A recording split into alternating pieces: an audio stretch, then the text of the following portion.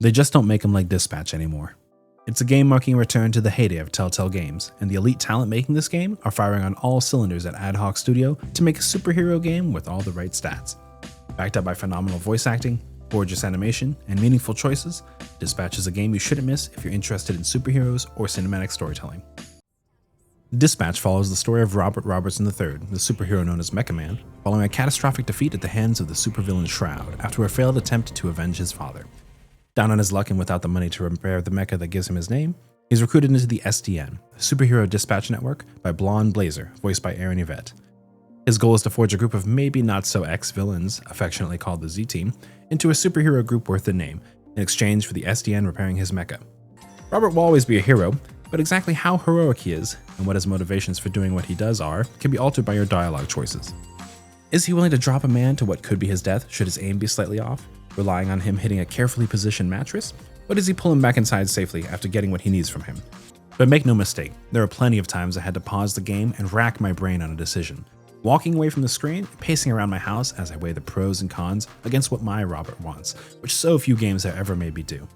Deciding who on the team is not pulling their weight and needs to be cut, or choosing who I should be going on a hot date with, the narrative decision making is one of the highlights of this game and its ilk. The gameplay of Dispatch is fairly minimalistic, designed around conveying the story of the game without complex mechanics or concerns over anything as trifling as builds. During cutscenes, gameplay consists of two flavors. One half is choosing options on a sort of dialogue wheel-esque menu that appears, while a bar showing how much time you have left to decide shrinks. The other is using QuickTime events to have Robert do something, typically action-related, such as holding right trigger on a controller and moving the joystick in a certain direction to stomp on someone, or pressing a button at a precise time to punch someone. During the time you are working as the eponymous dispatcher, you'll be sending your villainous heroes on missions to assist loyal SDN subscribers with whatever tasks they may wish, from delivering an absurdly complex coffee order to fighting kaiju. I've had friends say that they aren't interested in buying Dispatch because it isn't much of a game, and that they would get the same experience just watching the game on YouTube. I disagree with this idea, but while sure, you'll get some amount of the experience by watching it, I think having a tangible effect on the game and being forced to make choices in the heat of the moment adds a great deal. Like you're truly influencing the game by piloting Robert, and this is one of the many unique things that makes video games so special.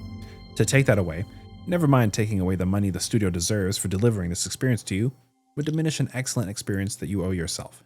A heartfelt story of heroism, a delightful cast of fuck-ups, masterful voice acting and writing, gorgeous animation, and a fun yet lightweight system of commanding your heroes makes Dispatch a game you shouldn't miss, and I'm going to have my eyes glued to Ad Hoc Studio for their future games.